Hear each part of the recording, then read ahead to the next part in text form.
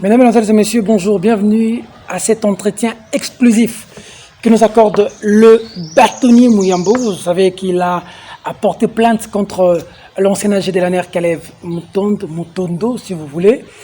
Vous êtes sans ignorer ce qui se passe dans les médias. L'ancien AG a parlé, il a réagi et il a dit un certain nombre de choses. Celui qui a porté plainte, déontologie oblige, nous revenons vers lui. Bâtonnier Mouyambo, bonjour. Bonjour Peter. Comment vous allez? Très bien. Vous avez suivi Kalev? J'ai suivi sur Radio Okapi. Vous avez menti. L'ANR n'a jamais ni empoisonné ni torturé quelqu'un. Pourquoi vous vous débitez des mensonges et portez plainte à Kalev? Peter. Sengeli population nyonso oye bayeba qui est Kalev Mutondo. Mutondoïde, Mutende, Mutinde, Mutongo, l'homme que les Américains baebaki asa na 9 passeports. Ce monsieur, c'est un grand criminel, c'est un monstre et ça n'a rien à voir avec les services de sécurité. Oyebi, tango na landi les lots. La Radio Okapi, je dis voilà. Il n'y a pas de crime parfait. L'homme n'a pas su l'Erenini à Rosan. De lui-même, il dit qu'il n'a jamais fait ça une invitation. Il a appris ça dans les réseaux sociaux. Dans les réseaux sociaux. Mais c'est faux. Invitation à un accusé de réception. Ah bon? Oui. Comment Zokam? 2. Il essaye de dénigrer le parquet général. Non, il pense qu'il est toujours le même Kalev là, qui appelait les magistrats comme ses enfants. Allez, faites ça, faites ça, faites ça. Si vous ne le faites pas, vous allez voir. Je pense que Naope Sabino Ndakisami Balekak, quand tu suis les dossiers de Katumbi, la dame là, la juge qu'on a menacée, qui a fui. Elle a été menacée. Ça c'est Kalev. 2. Quand on prend le juge qu'on a, Betaye Massassi, de tir. Il était avec Kalev. Et le juge lui a dit, moi je ne peux pas faire. Il a dit, tu verras. À 2h du matin, côté là, Betaye Massassi. Et quand la police est venue pour intervenir, Betaki Massassi, Kalev sait où ils sont allés se cacher. Les lots, je suis très content. Finalement, il est sorti dans le boulou et il a parlé. Mais c'est pour lui-même, pour Alobake, voilà, c'est moi le criminel. Et il a confirmé. Alors c'est ma preuve, ouais, ma preuve. En tant qu'individu, Kalev. Ça est ma preuve. Peter, on me poursuit pour abus de confiance. Et pour abus de confiance, et Sengeli Boyana, 3h du matin, Bobandiou, Kolukandengeni a escaladé Bamirou, et finalement, à 3h30, Bokoti, Bo Bukinda Kunanga, Bo Braqué, Garde Nanga. Sentinelle, tout ça qui sont mis balé. Place Nyoso, Batondi, bien armé. Et tu dis que ça c'est l'ANR qui t'a envoyé? Papa, l'ANR, c'est Tangi loi, l'ordonnance 003/2003. Abi, l'ANR c'est quand il s'agit de sûreté nationale. Moi, qu'est-ce que j'ai à voir avec la sécurité nationale? C'est ça. Peut-être que c'est la police, la police, le parquet, c'est que nous, quand on a bien le monde se profite que ANR m'tatinda ki batona, pas na yo. Au moins, Kalev, s'il était sérieux, s'il respectait l'institution en Bokao, il devait aller se présenter tout d'abord. Mais il a dit qu'il n'ira pas. Mais il n'ira pas, il n'est pas au-dessus de la loi. On n'est plus à l'époque de Chinarambo. Il dit qu'il ne peut qu'aller devant le président de la République, mais quel président de la justice, lui, citoyen libre. Il ne peut pas emmener l'État dans la rue. J'ai dit, c'est lui qui amène l'État dans la rue. C'est lui qui a amené l'État dans la rue. Papa, Alinga Lingate, il va se présenter devant la justice. Oyoki, c'est lui qui a amené l'État dans la rue.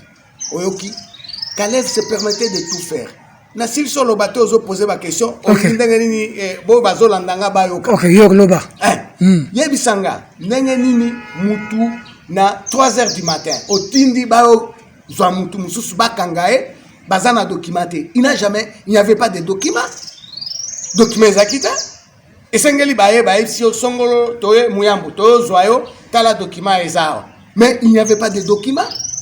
Ils m'ont ramassé, ils m'ont torturé et puis tokei na 3h du matin. Ndenge ni nozo yebisanga eza Kalev te. Papa, tangu tokomi, tangu tozo kende na nzela, RFI, Dieu merci. Abeti déjà Sangwarobi, Muyambo vient d'être enlevé. Tokomi na bureau na ewana na nini Na 3Z. T, 3Z T, na au banque centrale. Côté IAC, voilà. Na koti, na ebaki banki wana, puisque patron nango azaki client nanga. Tokoti l'État na vanda naoki yemo kwa bengi abi bolongo la koli wana bo memai na 3Z. Mais nous sanga isa Kalev te. Alors de là on m'a amené au 3Z. Na kende na 3Z na fandi erwana bazwa kinga. Ba na komi na 3Z vers 6h maintenant. To fandi wana ti 13h. Le directeur moko aye maintenant le quoi document moko eza le quoi diplôme absinga bi tokende na bise tokende rapi na telemi to bimi na nzela azotuna ngabi yo yaki na kini journée akina na bi pa nozotuna ngaba question te na ngina na bi o sali sangana nini ata so ozotuna ngaba question habité na ngina tuna kaka o yaki na kini journée na bi na web saudi ti ba meminga e pa faux pasteur au Flori Kabangi numbi na komi kuna ça c'est moment là batu aner mutwana amema kinga nda zu document ne wana apesi secrétaire ya Kabangi numbi Flori ye azui asali photocopie azongi selie na ebi document eza nini na fandi wana pendant 45 minutes. De là, on me dit, ok, ma meminga na parquet général. C'est tant qu'on a commis na parquet général, les réceptionnistes a dit, ata, mandat d'amener en gros. Et ça, le quoi, diplôme d'état. T'as la bolite, y a mandat d'amener. Avec un faux numéro. Tout, si tu regardes les numéros, ça n'existe pas na cour d'appel à Lubumbashi, na parquet général. Non, il a fabriqué. Et il veut dire en quoi il est. Non, par exemple, ce qu'il était en train de faire. C'est un criminel, un vrai criminel. Mais il dit qu'il n'y a aucun document qui atteste qu'Aner a signé que Mukanda Boyebo Kanga Mutuboy. Alors la justice a organisé ça. Et puis, Aner, Netia Zana Bako Simba était pour avoir dévoilé le secret d'État. À cause jamais comme l'État n'a balabala. C'est un citoyen simple pour le moment.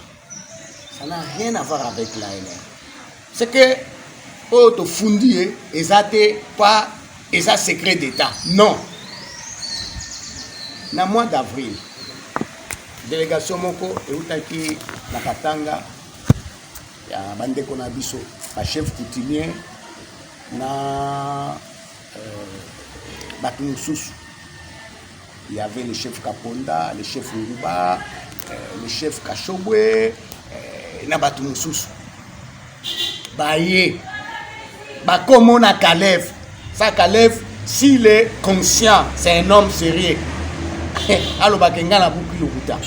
Bake ba moni abi to mona yo ote botika muyambo na vano kiboko. Webi réponse après ça bango. Abi boke mbebisa muyambo na vano kiboko. Bandi maba condamné bango. Ça, ce sont des témoins. bandima va condamner bango. Ce qui va condamner bango et puis va kosenga grâce présidentielle. Tu veux me dire ça c'est l'ANR papa? Mais 2015 c'est avril 2015. Mais oui. Basi bakanginga depuis janvier avril 2015. Est-ce que tu trouves ça normal? Alobi boye bisaye andima ba condamné et puis asenga bolimbisi président ko gracier. On est comme ça la ANR. Papa. Non. Non. Que Kalev Sabino, ce qui est en exemple, ça la ANR, et ça n'a ni une ordonnance, mais c'est un brigand, c'est un criminel. Hein?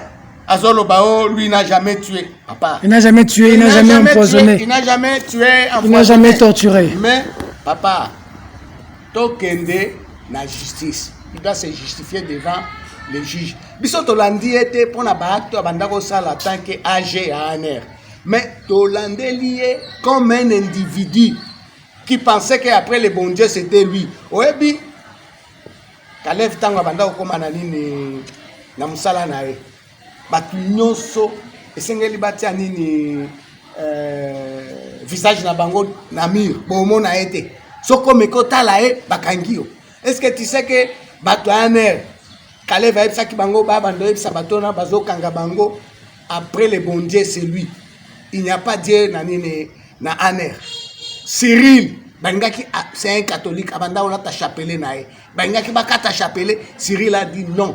Dans ce cas-là, Bobo Mangagak. Azolo Bao, il ne torturait pas. Papa, il y a plusieurs manières de torturer Moutou. Aujourd'hui, moi, Thompson et Amukebo. Hein? L'invité Babenga Gango, Yamuke, Yamuke, Wana Yamuke. Bokatiango 10 morceaux. Hein? Au Pessimutu, Namadesu 22. Cyril s'amusait à compter 22. 22 Mboumadesu. 22 Mboumadesu, Bandako le kate 22. Hein? 22. Na Louchmoko Yanini Yalos. Est-ce que tu trouves ça normal? On a besoin de faire ça. Ouais. Yebisanga, est-ce que Kabila, Yakoko sa Kabila Abi, Nalisa Kamutumoko, $10 par jour ou $15? Est-ce que c'est ça? Olia, moi, Thompson, Wana, Bokati. Il doit être sérieux. Hein? Donc, Kalev a aussi m'emmené sur le TV. À Bouki Lokuta. Si Kalev est sérieux, Tokende Kaka na parquet, à Komakuna, à Lobanenga. Tu as le bien ou yate? Barokangae. À Kansata, à Kalevana, Oya Kalawa. Tu as le bien, il faut pas se rendre en air. Quand tu rentres dans le service, non. Il faut respect la bango pour diaboliser bango te. Kalev aujourd'hui. Ok. Kalev n'est pas le même Kalev là au Yazaki à l'époque de Chinarambo. Kalev c'est un simple citoyen aujourd'hui. Là où il est, à la carte ANRT, à un passeport diplomatique, à un eloko mon côté, bagarre dans la bazo kengela et policier wana yemoko futaka na poche nae. Omoni atika kosala ba bizala zala na azo sala. Hein? Azo et puis là où j'ai beaucoup aimé, lui-même il a dit qu'il est maintenant dans un parti politique. Il est au PPRD même. Voilà, c'est très bien. Voilà, à Kendemena, Bengana na ANR puisque Tambola qui na balabala. Oui. Il y a un bachagé libanda. Qui est libanda. Maintenant, ce qu'il y a Mobali. Moi, on m'avait dit, on vient t'arrêter. Kalev va envoyer des messages avec les Bochap. On vient t'arrêter. J'ai dit oui. On vous avait averti déjà. On m'avait averti les 16, papa, qu'on viendra m'arrêter. Mais pas qui m'a quitté. Nangaki na zoa coin, na lié coin, na nager, de l'autre côté, puis na ken na Zambie, to na Amérique, na ken na Fandi. Na baki na roki maté. L'envoyé spécial là na net, ça quand il a vu na roki maté na Fandi. Il peut akendena na répondre. Ah, ce qu'on dit bien, c'est bon. Invitation, parce que comme et que méga lobby a moni ngoté, a mono kana ba réseaux sociaux. C'est faux, c'est un menteur. C'est un menteur. Il manque comme il respire. Il a dit qu'il n'a pas vu l'invitation. Comme il n'a pas côté, a moni ngona ba réseaux sociaux. Un homme sérieux. Ce qu'on moni invitation à ba réseaux sociaux. Benga procureur général, Totinda avocat, obi est-ce que c'est vrai Botinda la kibiso invitation to ezaya lokuta. Et à ce moment-là, ok, au moni procureur général, à invitation à solo. Mais là, il veut faire défi na parquet général à Gombe. Et là, on ne peut pas accepter. Il ne comprend pas que Tozana donne le sous-souté, il y a époque, il y a quand ça Chine Rambo. Non. En tout cas, un bon citoyen, à moins que quelqu'un puisse me dire le contraire, batinde atasoko bien invitation au Bengo bi ah makambo ezo le kana ba réseaux sociaux za solo to ya lokuta mais yo batinde li yo invitation au boy kokende olobi pe na kokende te mais tu es parce qu'il est en de la nerf les secrets d'état ça se déballe pas comme ça alors on va secret d'état et déstabiliser Mboka. Je vais te demander quand il m'a arrêté c'était pour une question de sûreté de l'état. Le fait seulement que j'ai dit non, la troisième mandat il y a Chine Rambo, ça c'est un secret d'État. Le fait que Bazoa conversation il y a Jekoko na Mutunae Moko Isaac, ça c'est sûreté de l'État. Le fait que Cyril Bazoa na iPhone na so iPad nini moko caricature moko basi basali Moïse ngai na Chine Rambo, ça c'est une infraction hein. Vano le fait c'est alobaki kaka bio non le meilleur président qui a remplacé Nani Kabila c'est Moïse ça c'est une infraction. Baba et Wit Mulongo, les Filimbi, les jeunes de Lucha. Est-ce que c'est ça? Ce sont des infractions. Mais c'est lui qui était sur terrain. Nous, ce que nous voulons aujourd'hui, c'est-à-dire que nous avons un problème là, en RD. Atika Koluka, au côté Sabiso, na conflit na ANR. Non. ANR vous avez dénigré, comment vous allez dénigrer ANR? ANR, il faut respect, il faut considération. Respect. Bazo souffrir pour Namboka. Non. Faut pas diaboliser ANR. Il y a un salabino pour ça. Biso toza na problème na ANR te. Biso toza na problème na individu ya Kalev. Bon, yebsanga depuis AG oya Sikazara. Osoki akangaka batu. To abomaka batu, to asalaka boye, to soki akangi directement batindi bango na parquet. Mais lui de quel droit il veut nous dire que ye wana. Oki okangi mutu pendant 3 ans. J'ai connu un Rwandais Tito. D'ailleurs qui m'a promis même une vache, azana vache nanga déjà na Rwanda. Tito pour démontrer qu'il y avait un problème entre le Rwanda et RDC. Tito basalaka ba affaire aene na Goma na ba franc na rwandais na ba devise ba biloko ndengwana a changer mbongo tango a changer mbongo na po somba madesu amema na Rwanda bakangie par des gens de Kalev abio yondozo fabriquer nini monnaie. Le monsieur dit non. Moi, je ne fabrique pas la monnaie. Moi, j'ai changé. D'ailleurs, je suis changé. Yewana zawana. Balingo yokaite. Bate nakacho. 48 heures, je mis directement dans ANR. Le gars a fait 3 ans dans ANR. 3 ans. Yebisanga. Est-ce que ANR peut arrêter quelqu'un pendant 3 ans? C'est ma mozo ben solo. Calais faut qu'on la déclaration sali. Interview à sali le loto. Calme zen. Non, il est zélé seulement. Ou bien à ça il voit qu'il m'a clair bâtonne ils ont matin na mutu. Le type a fait 3 ans, il pesait 120 kilos. Ouais, bitango bimi na prison. Hein? Il pesait 60 kilos.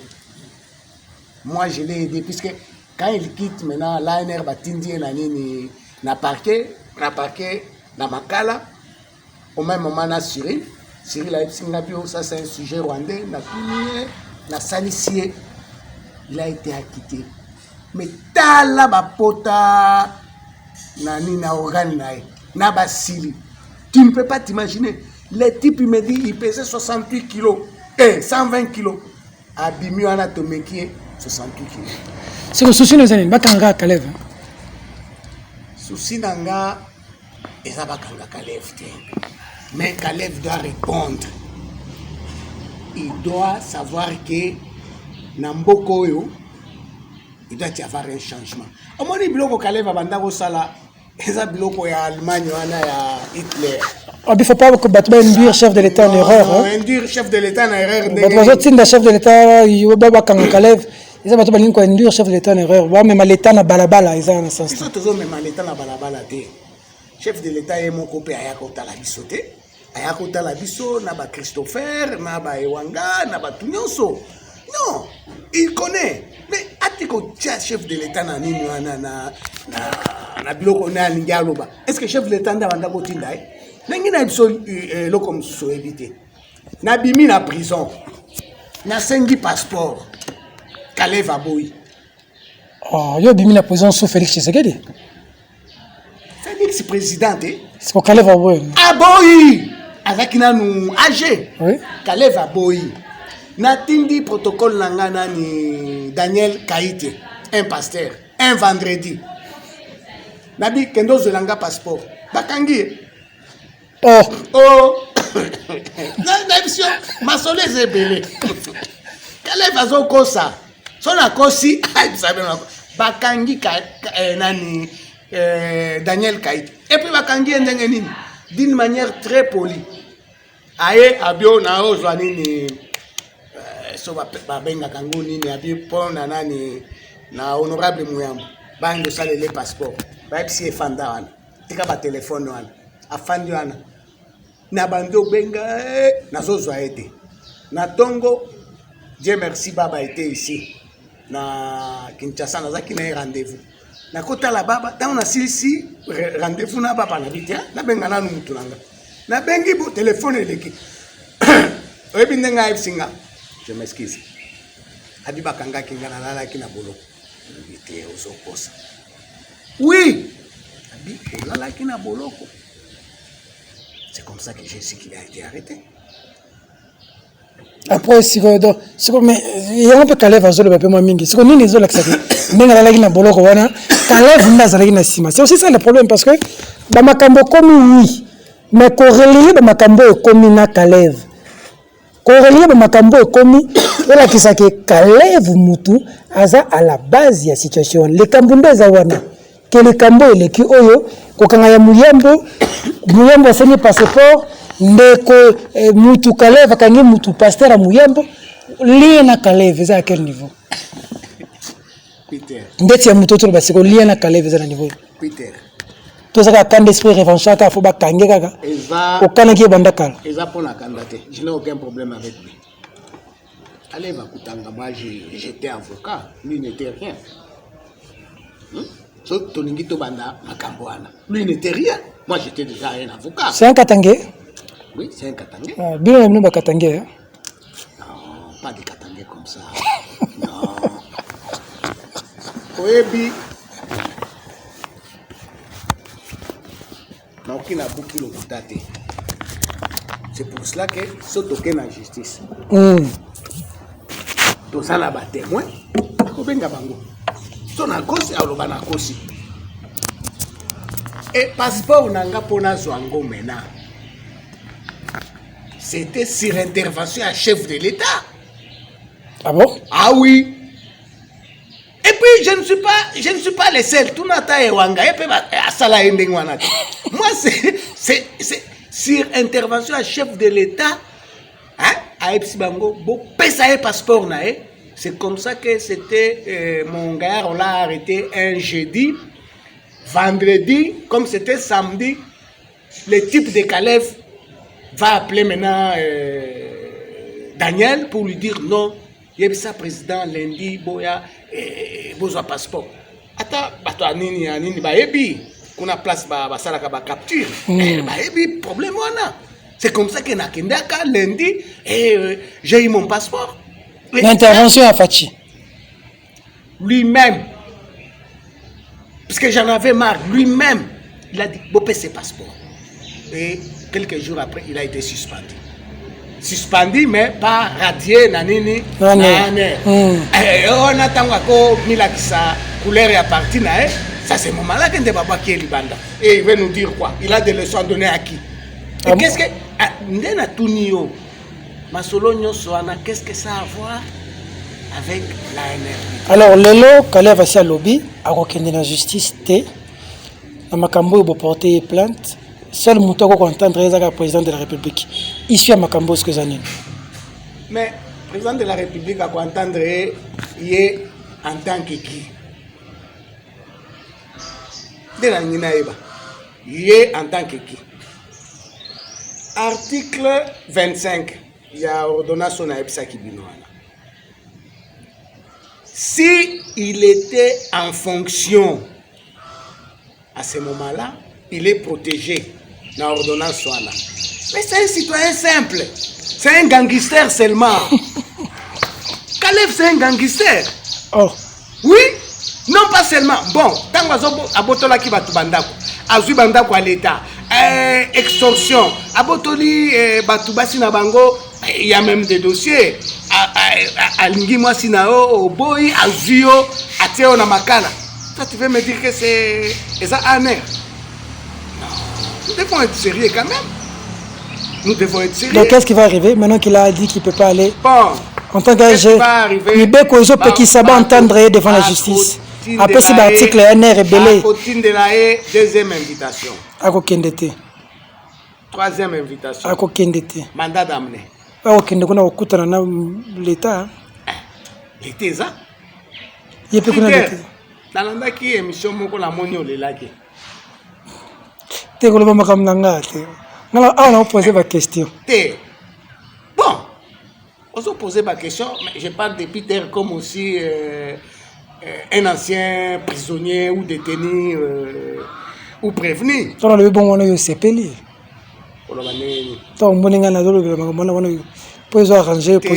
Le problème c'est quoi? Et Sengeloko Taboloko pour valer la justice. Et Sengeloko Taboloko pour valer la injustice. Et Sengeloko Taboloko pour souffrance et zanini quand on t'arrête pour rien. Et Sengeli Okota Boloko Poeba, pourquoi tu vas commencer à défendre les autres? C'est tout. Et ça m'a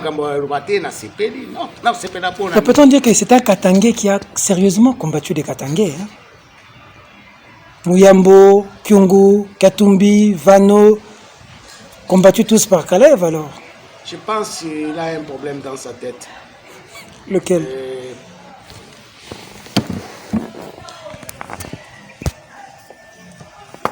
Je pense, en toute honnêteté, même l'ancien Raïs, il regrette d'avoir pris en... Ça, c'est mon point de vue. Il lui a induit en erreur. Hein? Il a induit en erreur. Excès des ailes, excès de pouvoir. Excès des ailes, excès de pouvoir. Tout puissant. Ata binomoko ndenge bouto landa déclaration na la radio Okapi, c'est-à-dire c'est quelqu'un qui a perdu les pédales. S'il était sérieux, il ne devait même pas parler. En 18 ans, c'est la première fois que je l'entends. Voilà, il ne devait même pas parler. Et il a déconné. Oh. Ouais. Il devait se défendre, c'est un citoyen congolais. Il devait se défendre devant la justice. Il s'est enfoncé. Il a démontré à l'opinion nationale et internationale que c'est lui le véritable criminel. Et il est même cité dans les dossiers de Chébéa. Ah bon? Ah oui. Ah oui. Ah bon? Ah oui. Ça, c'est des révélations qu'on apprend. C'est plus John Mumbi? Non, écoute-moi, je te dis seulement, moi je parle ici de Kalev. Je ne parle pas de quelqu'un d'autre, de Kalev. C'est pour vous dire que c'est un criminel au vrai sens du mot. Il a dit, oh non, on ne peut pas arrêter les agents de l'ANR. Oui. Mais au Botswana, l'homme de l'ANR, il est où? L'homme de l'ANR de Botswana, il est en prison. Les Gestapo, là, les gens de Gestapo en Allemagne, ils sont où? En prison. Même ici, on a vu l'État Mangasa qui a été arrêté. Voilà. Hein? Et puis, en Haïti, les tontons Makout, là, il y en a d'autres qui sont en prison. Ce n'est pas parce que tu es un agent de l'ANR On ne te donne pas le pouvoir de tuer, on ne te donne pas le pouvoir de torturer, on ne te donne pas le pouvoir d'arrêter en désordre, non. D'accord. Voilà. On termine. Pendant ce temps, Kabila a volé pour Dubaï. Hein? Et Moi, j'ai à voir avec Kabila. j'ai appris ça par vous, non? Et puis vous avez tweeté, il est parti à Dubaï. C'est tout à fait normal. Et peut-être, je ne sais pas ce qu'il est allé faire. Et Kingakati démilitarisé, maintenant c'est la police au lieu de la garde républicaine. C'est tout à fait normal, c'est prévu par la loi. Kabila a fui ou vous menez la vidéo? Je ne vais pas faire des commentaires sur lui, laisse-moi tranquille. Oh, comment ça? Oui. Vous ne dites pas un mot, hein? Sur le départ de Kabila à Dubaï. Non, non, je ne vais pas. Moi, mon problème, c'est Kalev Moutonde. Pas Kabila. Je n'ai aucun problème avec lui. Oh. Ah, comment on dit C'était Kabila, aujourd'hui ça a changé.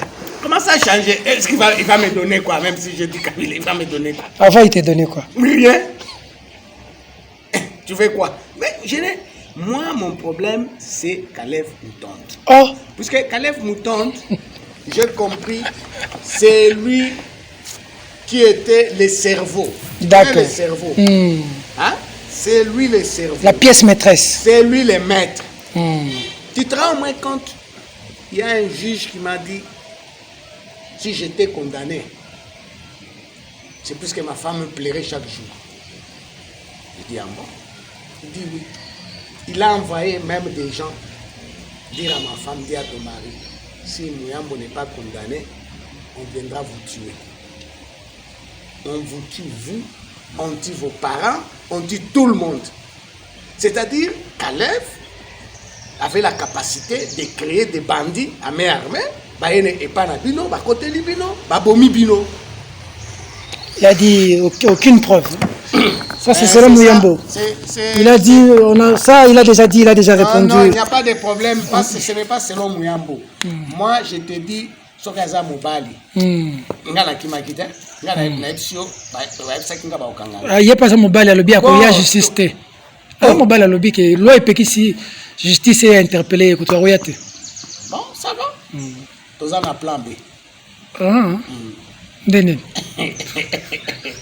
Ngana Moutou Maël. Tokomeme kaka na justice. Akokoma na justice. Amata Kita. Amata Kita akokoma. Et puis, on a classé. On dirait comme un problème personnel. C'est un problème personnel. Tu devais connaître ma souffrance. Toi, tu as fait combien de jours en prison? Je t'ai vu là et...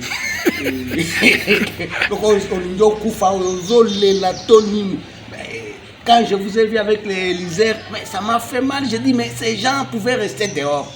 Mais moi, j'ai fait 4 ans, papa. 1444 jours. Les livres arrivent. Si. Il y a déjà, mais comme il y a un épisode, maintenant, il côté c'est on a fini. Merci beaucoup, Peter. Président Mouyambo, merci. Pic et Rosa na télévision. Ma vidéo de moi à Bimi. Non, il ne faut jamais voir le passé.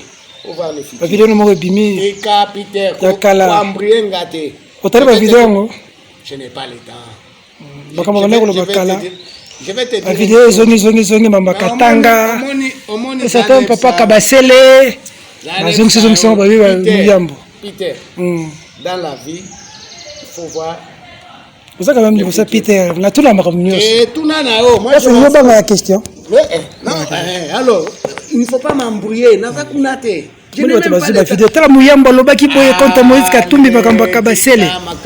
Lelo yo nazali bosona. Tuna kingango lisusu yo na pero. Ozonge lisusu. Na problème na Katumbi. Na sasko pour ka réponse pesa yona. Longwa na tika makambo na.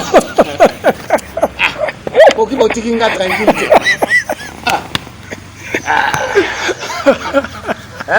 Comment?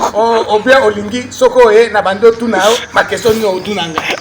Moi je ne suis pas comme ça. Mais tikanga tranquille. Mais tu tranquille ndenge nini? Na boyi kotala makambo asima. Nga nazo kende liboso. Boyi makambo asima. Na boyi. Mais faut tala sima pour nous préparer les bosso. Non, ça. Voilà, c'est comme ça que on n'évolue pas au Congo. C'est ça les problèmes. Il ne suffit pas de tourner la page. Le Baba à la tête de la province de Katanga et Mo. Qu'est-ce que vous en... Félicitations à Baba. Je sais, il a été combattu, mais c'était ça notre souhait. Baba, c'est un sage pour nous au Katanga. Je sais, il y a eu beaucoup d'agitation, mais c'est tout à fait normal. Mais depuis un certain moment, ou depuis un certain temps, beaucoup de jeunes pensaient qu'il fallait Prendre le flambeau. pas prendre le flambeau, mais inciter la population à la haine et au tribalisme. Ce n'est pas ça. Nous, au Katanga, nous avons besoin d'avoir l'expérience de Baba. Quelqu'un peut dire Baba est compliqué, mais moi, chez moi, Baba n'est pas compliqué.